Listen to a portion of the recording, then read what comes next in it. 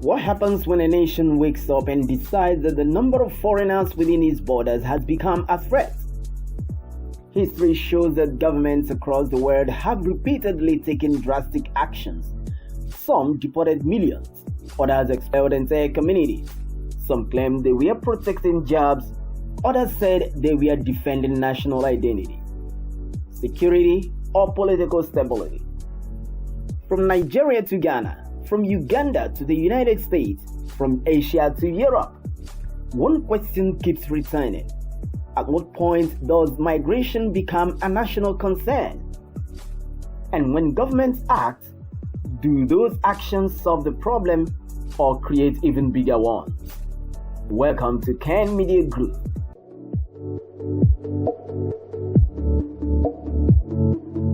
No sovereign nation exists without borders. Every country on earth regulates who enters, who stays, and under what conditions. People often fear that large-scale migration begins to alter the economic, political, cultural, or security landscape of a society.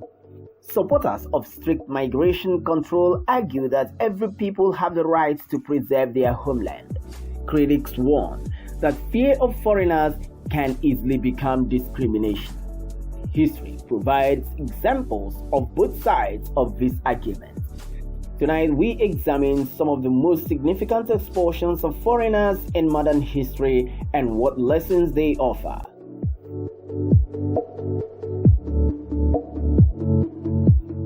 Many Nigerians today remember the famous phrase, "Ghana must go." But few remember that years before Nigeria expelled migrants, Ghana had already carried out a major deportation exercise. In 1969, Prime Minister Kofi Busia introduced the Alliance Compliance Order. Foreign nationals were ordered to obtain proper documentation or leave the country. Hundreds of thousands of migrants, including many Nigerians, were affected. At the time, Ghana was facing economic difficulties.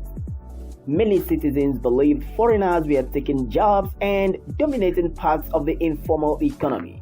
The government responded by demanding compliance with immigration laws. The result was one of the largest population movements in West African history.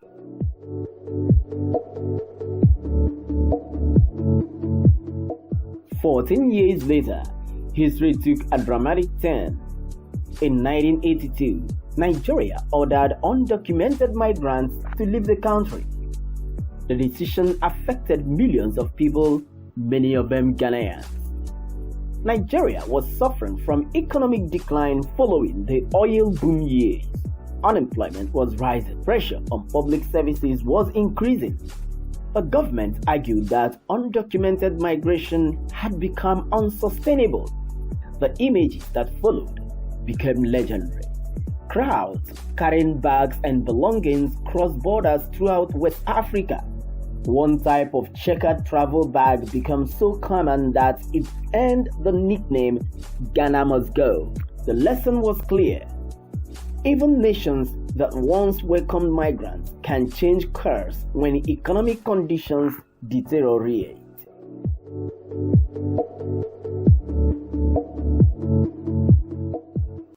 Perhaps the most famous expulsion in modern African history occurred in 1972. Uganda leader Idi Amin ordered tens of thousands of Asians to leave the country within 90 days. Many of those expelled were of Indian and Pakistani descent. Idi Amin claimed the move would return economic control to indigenous Ugandans. Initially, some celebrated the decision, but in the long term, consequences were severe. Businesses collapsed, trade networks disappeared, investments declined, Uganda economy suffered heavily. This case remains a warning that removing an economically productive population can create unintended consequences.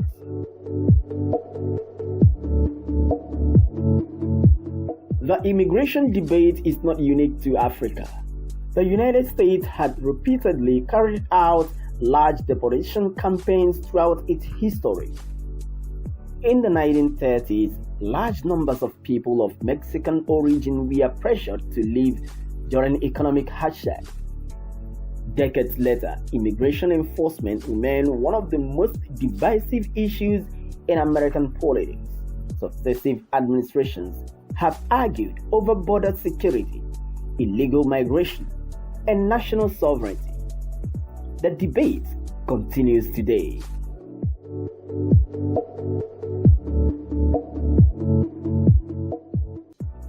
Looking across history, certain patterns appeared repeatedly.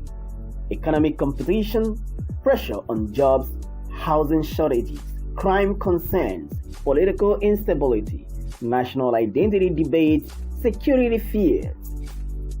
These concerns are not unique to any race, religion, or continent. They emerge whenever large population movements intersect with weak institutions or economic stress. The challenge for governments is finding a balance between national interest and human rights.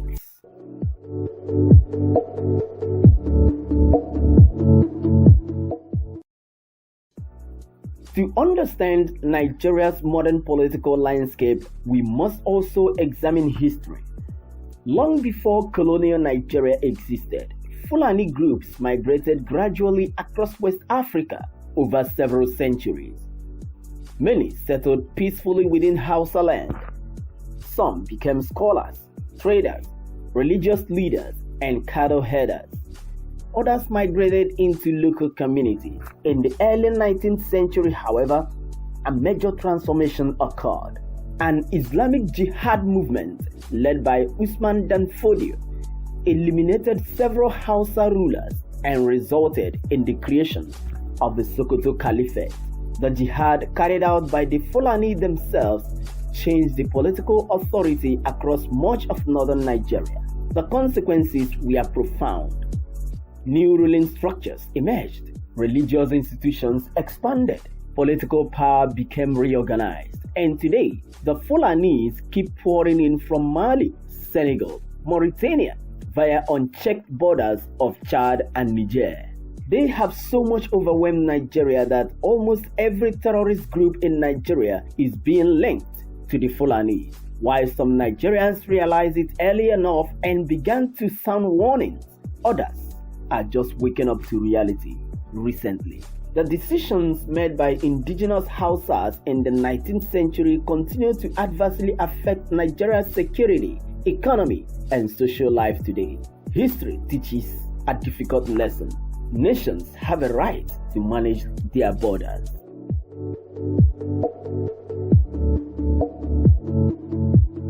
The story of migration is ultimately the story of humanity itself.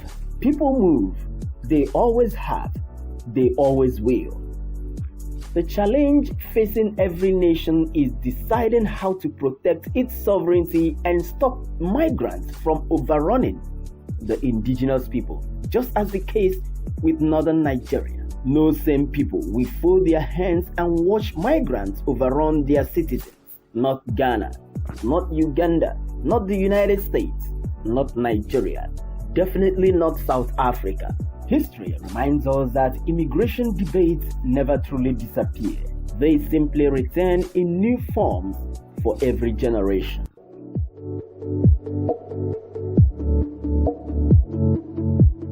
So what do you think?